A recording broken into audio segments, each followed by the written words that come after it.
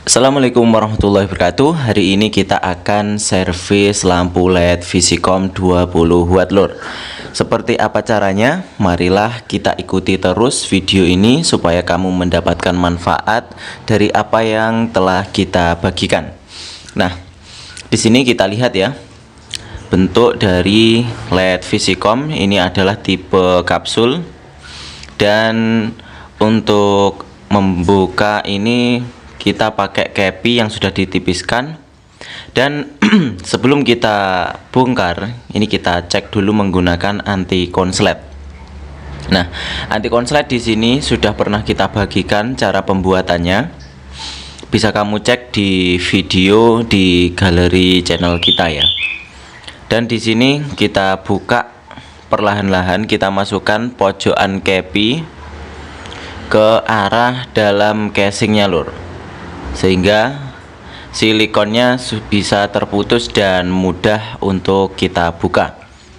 Dan memang tadi sedikit lost angle ya perekamannya.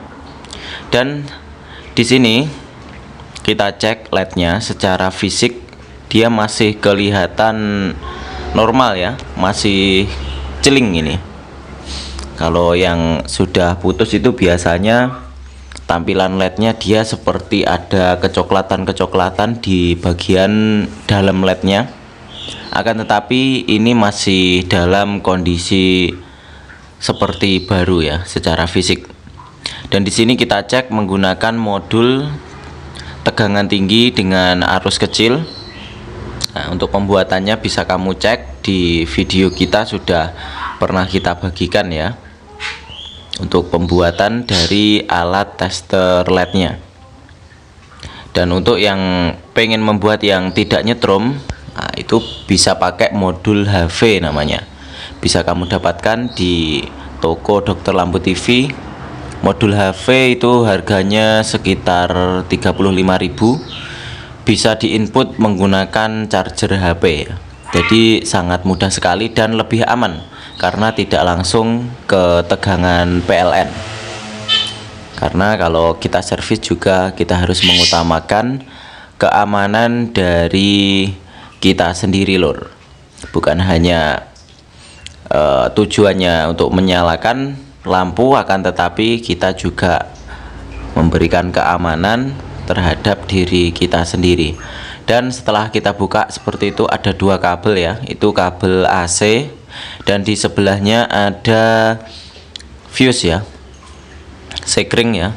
Sekring kalau lampu itu bentuknya seperti resistor dengan ukuran kecil biasanya ohmnya. Memang tujuannya untuk sekring. Nanti ketika ada terjadi konslet, dia nanti akan putus di bagian resistornya.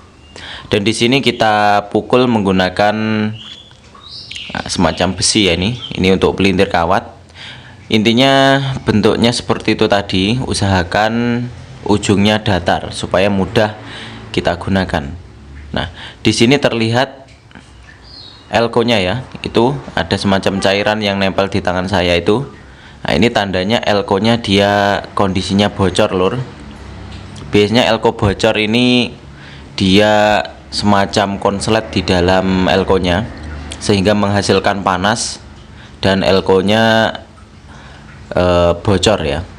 Di sini kita cek sekringnya, nah, masih normal ya.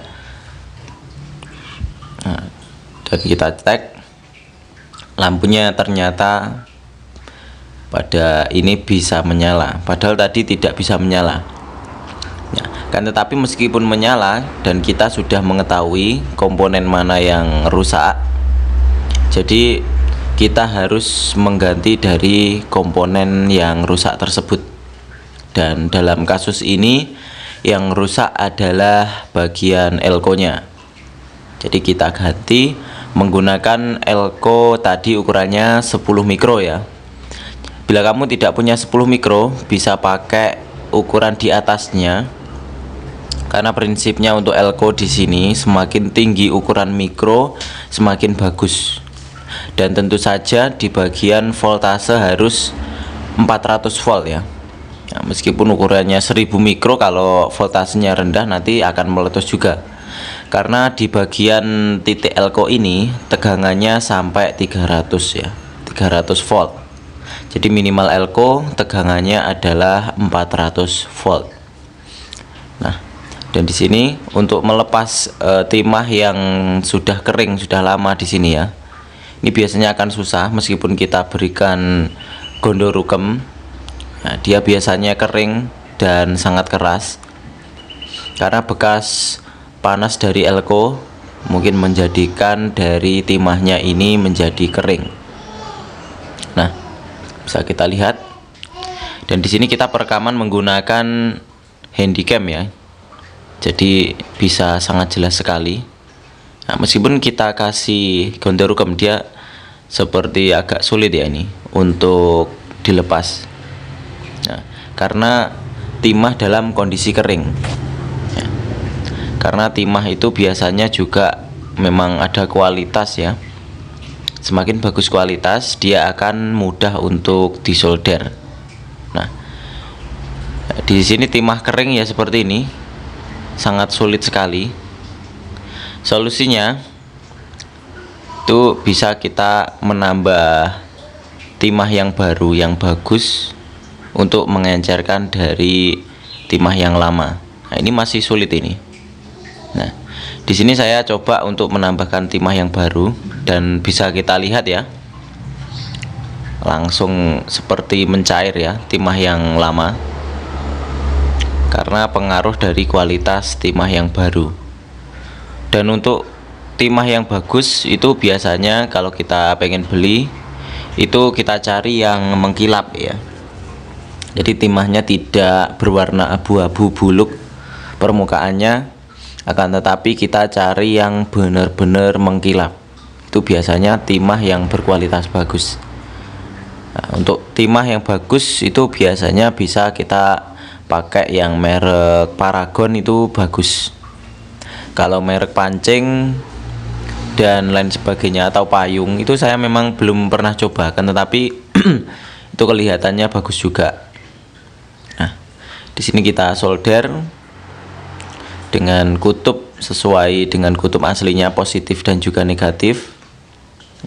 Itu biasanya yang bagian kiri itu biasanya negatif lor, yang ke arah IC. Dan selanjutnya kita coba tentu saja menyala, karena sebelum kita ganti elko tadi dia menyala. Nah, kalau kita tidak menggantinya ya, bisa jadi nanti elko-nya akan short lagi dan lampunya akan mati lagi. Jadi memang di sini kita harus ganti. Dan kita coba ini menggunakan PLN ya, langsung tegangan PLN dan tentu saja menyala dengan normal. Nah, biasanya saya menggunakan tegangan rendah dulu untuk tes lampu ini. Kemudian setelah dirasa normal, biasanya saya pakai langsung PLN seperti ini. Dan kita cek wattnya berapa, apakah normal ya. Nah, 22 watt pakai anti konslet dan 20 watt tanpa anti konslet. Nah, untuk alat seperti ini, alat anti konsletnya ini sudah pernah kita bagikan juga. Bisa kamu cek videonya di galeri channel kita untuk cara pembuatan, dan skemanya juga sudah kita bagikan lur. Jadi kamu bisa membuat sendiri alat yang seperti itu. Tidak harus modelnya sama, kan tetapi yang penting skemanya bisa sama ya. Itu alatnya bisa kita gunakan anti konslet, bisa kita matikan, dan outputnya juga bisa kita off kan. Sebenarnya sangat mudah untuk membuatannya. Bisa kamu cek videonya di galeri channel ini. Dan bagi yang belum subscribe, saya ingatkan untuk subscribe, karena kedepannya kita membagikan video-video bermanfaat lainnya. Dan di sini kita pasang ya, PCB-nya harus benar-benar nempel di bagian samping-samping itu. Dan kita berikan di sini thermal pasta. Thermal pasta itu tidak bisa mengering, bukan lem, karena bukan lem ya. Jadi dia memang fungsinya untuk transfer panas antar permukaan PCB ya, PCB LED ini. Dan di sini kita tempelkan 2 pin yang ke AC. Ini bolak-balik nggak apa-apa, ini untuk pin AC ini tidak ada positif dan negatifnya.